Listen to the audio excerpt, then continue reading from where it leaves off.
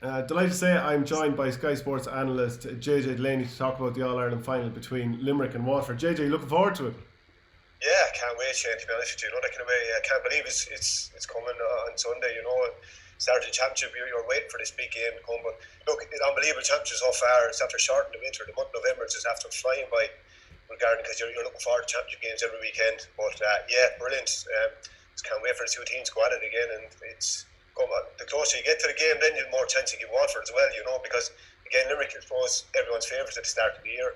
But the more you get closer and look back to the Munster final, and Waterford are not too far away, and they're after proving since the Munster final as well. So I just can't wait. There's battles all over the field to look forward to. Yeah, is there one in particular you're looking forward to? Because you can't look too far away from Grode Hegarty against Caelan Lyons. Yeah, Caelan Lyons have a phenomenal year as well. And looking back to the Munster final, as I said there yesterday, Caelan did a fantastic job on him. He didn't score until the 51st minute, and they're keeping Grode Hegarty at that quiet. It's a huge plus for your team as well. But again, Kevin Moore and Tom Morrissey, and who's going to line up centre forward against Ty DeBurka as well. Keane Lynch went back in the last 20 minutes, and that's when Limerick took over the game. So it's interesting to see, does he start there, do the throw a curveball completely, and to do the put Kyle Hayes back up centre forward. Ty DeBurka has just had a lot of things to think about this week as well. And is it David Reedy? Is it Kyle Hayes? Is it Keane Lynch? Who's going to come in and top of me? Because if you can break Ty DeBurka, I think you've got a fair chance of beating Waterford as well. He's been a phenomenal all year, but battles all over the field. It's intriguing, so it is. It's great to see. Yeah, without doubt. Is there any what's it like preparing for an All Ireland final, and how different do you think it'll be not having the crowds there? I think on the day of the match, I don't think there's going to be any major issue. All Ireland final it's a huge occasion in any player's mind, But I think the week up this week is going to be a lot different as well. If guys are working from home, they're not out in the public, they're not talking to people. That's the big thing, because the week coming up to the All Ireland final, everyone wants to talk about the Ireland final, but it's the last thing you want to talk about as well, because again, you're trying to focus on your work and you take your mind off and compete, because you can't overthink these things. If you overthink a game, you'll end up the game will pass you by even before a blink of an eye, and the game is over. You can't replay it. You can only play it once.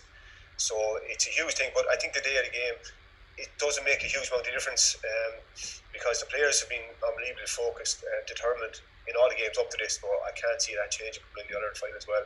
Massive prize at stake there as well. If you were a Waterford player coming up to it, I'd be looking at this as a massive opportunity. You're the first. If you could be a player on the Waterford team to win it since the 50s, what a phenomenal opportunity! That wouldn't sit on my shoulders as a burden. That would be an unbelievable opportunity for this Waterford team. That's what I'd be looking forward to as a Waterford player. And then you took a Limerick player there as well, broke their duck a couple of years ago again.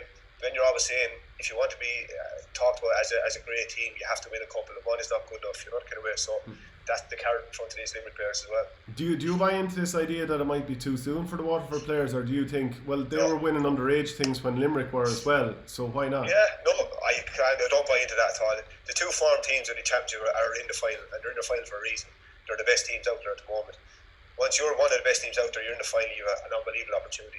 You can never come too early for any player. Once you're talking out there and you get out in the field, you have an opportunity to play another final. It's never ever too early. So I'd be saying grab your opportunity while you can. You're talking about coming too early, but like Kevin Moore, he's hurled Ireland final 2008, he's back in 2017, now he's back again. Phenomenal career there as well. So his motivation will be a lot different to like Caelan Lyons. He wants to grab this opportunity while he can. Yeah, All Ireland finals in 3 different decades, which is incredible. But phenomenal. Can I ask you about playing full back? I know you probably played half your inter-county career in the half-back line and wing back, but playing full back, watching Dan Morrissey, he is out of position in full back. He's a very good wing back. Probably hasn't been tested quite that much. I mean, Galway seemed to play the game. They didn't really enter the 21 all that often, so I don't know how much he was tested. And then Conor Prunty at the other end, a couple of mistakes in the last few games have led to goals. Do you have any read on how the full backs are going?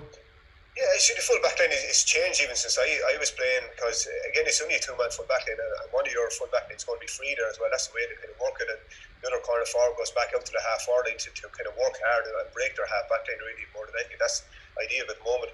Yeah, I was disappointed with Galway, especially when they moved Joe in full forward. I thought there's an opportunity to get ball into him, and I would have left him and Conor Whelan in there and see if they can work a bit of a couple of goals there as well. But yeah, we're talking about this Limerick full back line all year in regard where could they be vulnerable, and everyone talking about the full back line, but they haven't been tested. No one laid a glove on them so far. So it's an opportunity for this Waterford team to do that. since their Munster final, they have scored goals. They got 3 against Clare, against 2 against Kilkenny as well, and they've been looking to score goals as well. There was a couple of opportunities for against the Clare match, especially that they actually wasn't on, but they went for that and they got their just rewards as well. So if they can do that, the big thing for this Limerick event, Dan Morrissey has a huge comfort blanket in front of him. Like Declan Hannon is sitting in front of him. He knows for a fact Kyle Hayes, Dermot Burns won't move out of their positions as well. So that's a huge plus for the full back. But in fairness to Dan, he hasn't got a foot wrong. Any ball that went in there, he won it. So you'd be hugely impressed the way he's been quietly efficient. He's after taking from his own game, but he's a huge plus. I'd say if you're talking to John Kiley off the record, he was kind of saying he's been an absolutely godsend for me because he doesn't have to worry about that full back line anymore because he's there.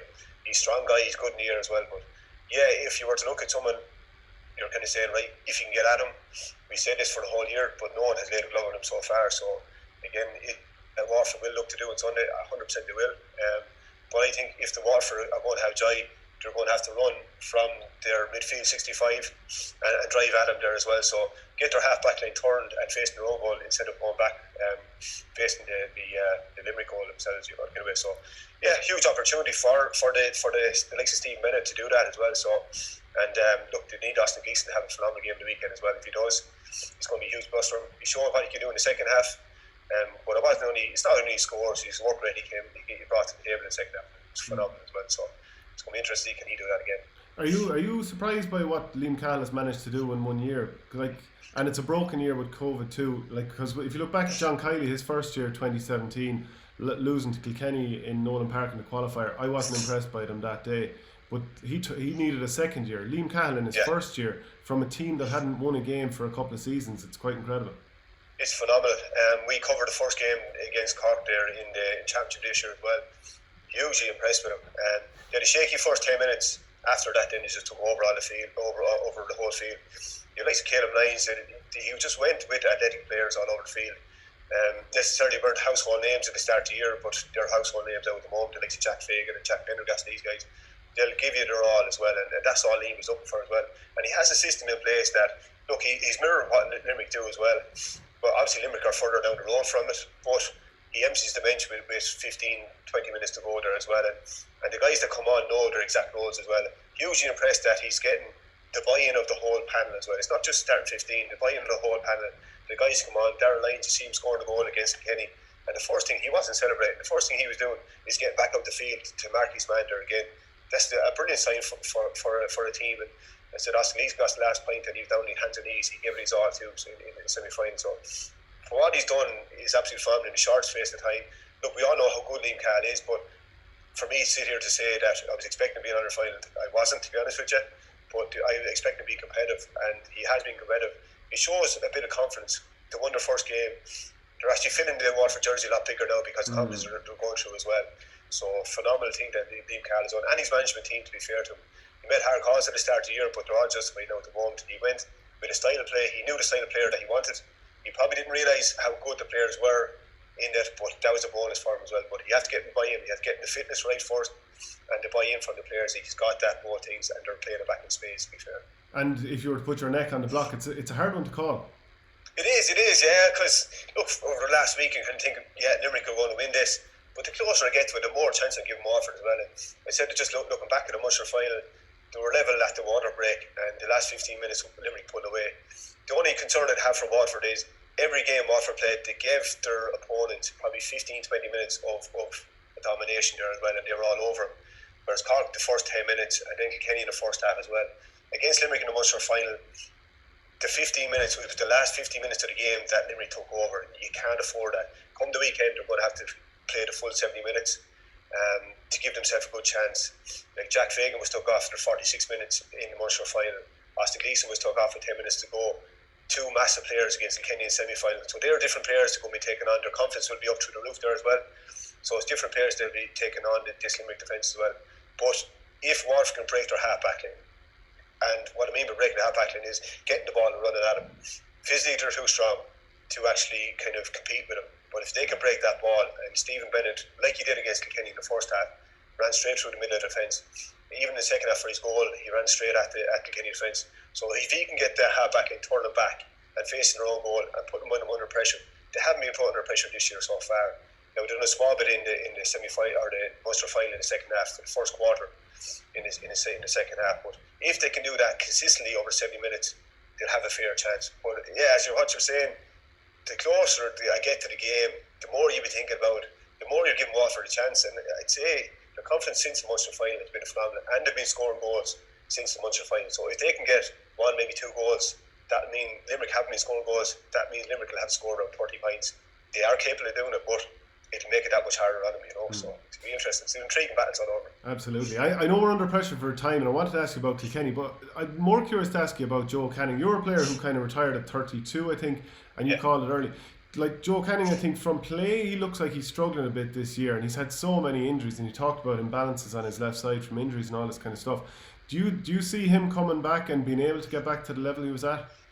The big thing now, I suppose, is a short season. He's probably as fit as he's going to be now at the moment, so it'll be up to his own motivation. Does he want to come back now or not? Again, he had a serious injury. Again, he's after getting serious injuries over the last couple of years, and he takes a lot of punishment because he's a big name in the actual game, not only in the county scene but in the club scene as well. So, like, just from my point of view, my last year, I probably knew I was slowing down myself.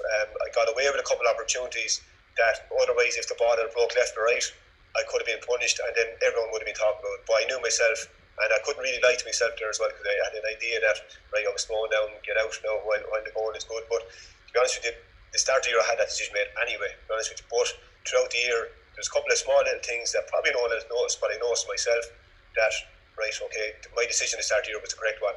At the end of the year, it was very easy to convince myself at the end of the year after winning the All-Ireland to go back again next year. But a few little things, I have a decision made, a few little things happened during the year, kind of concrete my decision that get out while the goal is good. But it'll all depend on his own motivation. But the big thing is that it's a short season. I know the format has not finalised again for next year, but to be went into the league, I don't think Joe needs to play the league if he's going to come back.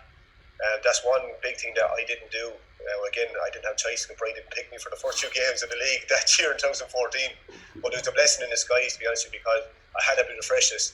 I seen other players playing in my position that when I got my opportunity, I wanted to make sure that it's made my own place or back. So I don't think Joe needs to play any of the league, to be honest with you. And then if the decision come back in the championship, then look, he's still a lot to offer for him. 100% he has, even from line balls and from place balls himself. But Joe himself won't be happy to come back just to do that kind of role. So he'll have to have a quick chat with himself over the winter to see does he have the motivation to come back himself. But again, the man owes nothing to the Galway hurling team. He's carrying them for the last 10 years, that kind of way. So it'll be interesting to see what it does. But because the season is so close together, I'd say he will come back, to be honest with you. Brilliant stuff, JJ. Appreciate you joining me, and enjoy the match on Sunday. Thanks very much, Shane. Chat to you soon.